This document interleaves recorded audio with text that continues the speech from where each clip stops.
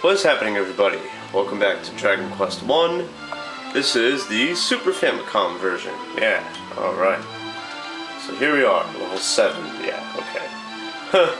Yeah, just unlike the other one, I was actually able to get to level 7 in this one. Yeah, I got Torch there, Medical Herb. We're ready to explore the Rocky Mountain Cave, but it's going to be a different Rocky Mountain Cave. I was able to buy the chainmail because of all the because of all the money that I got from all the enemies. So yeah. In this version, the Rocky Mountain Cave is a little bit bigger. You're not really able to explore it in its entirety. I mean, you can at level 7, but it's a little bit more difficult because it's much bigger. So, yeah.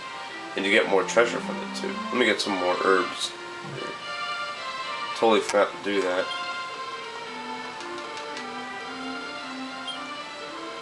More medical herbs run.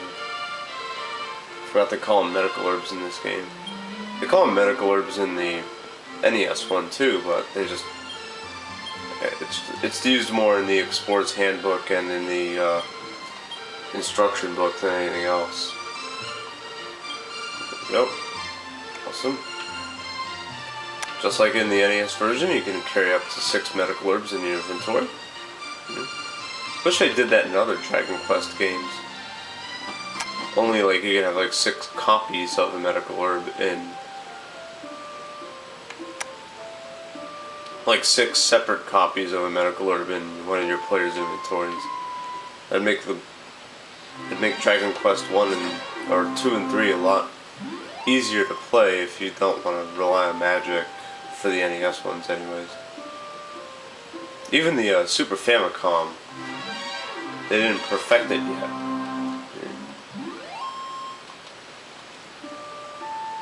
Although they did make it a lot easier to play, but we'll get to that one eventually. Yeah. For Dragon Quest 2, I'm actually going to be doing it just like this one. I'm going to be just posting the different games side by side and then combining them, which I forgot to do in the last episode, so whatever. That's fine. As you can tell, these enemies have a lot less defense power, a lot easier to beat, give a lot more money in XP. Pretty nice, so yeah. That doesn't mean the Rocky Mountain Cave isn't going to be difficult to navigate, because it is, so yeah. Because it's a lot bigger in this game. But we'll be able to take it, we'll be able to explore it just as easily.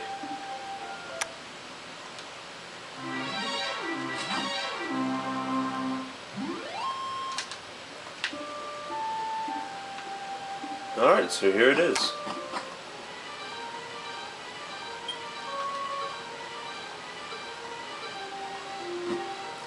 And it's a lot different, as you can see. Yeah.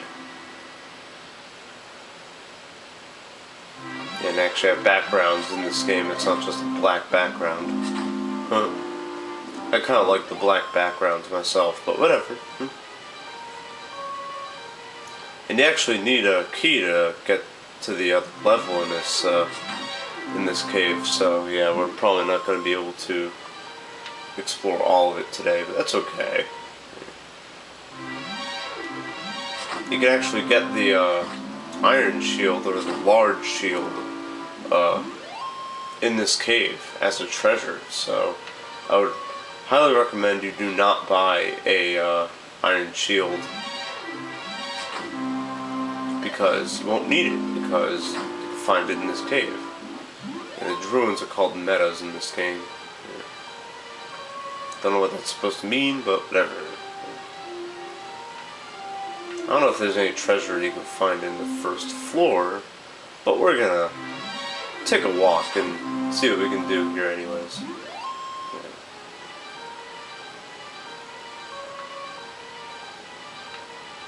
Oh, more dead ends.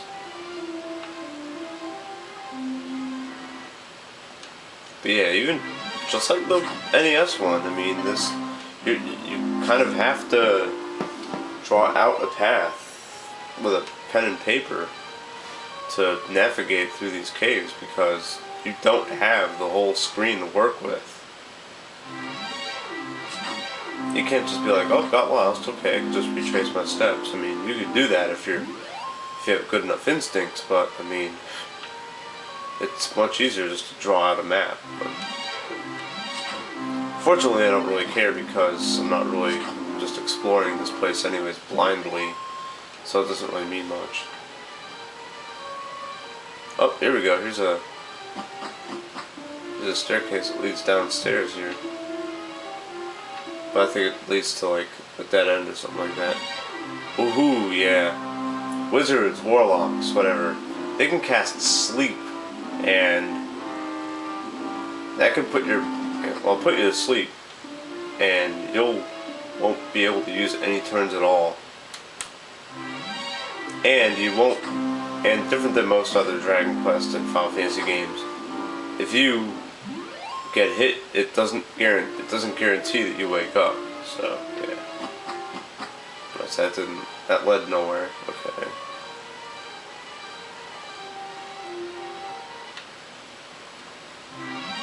And my explorations here is just gives you a sample of exactly what you had to do back in the day.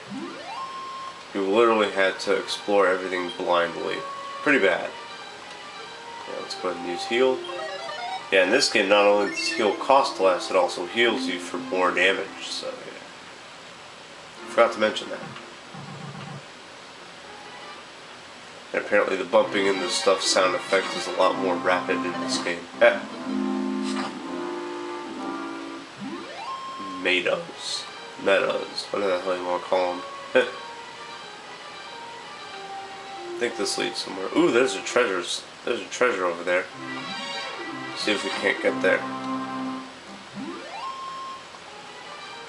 So you say you found the treasures. Now you gotta retrace your steps, and you gotta like kind of like see the corners of where you were.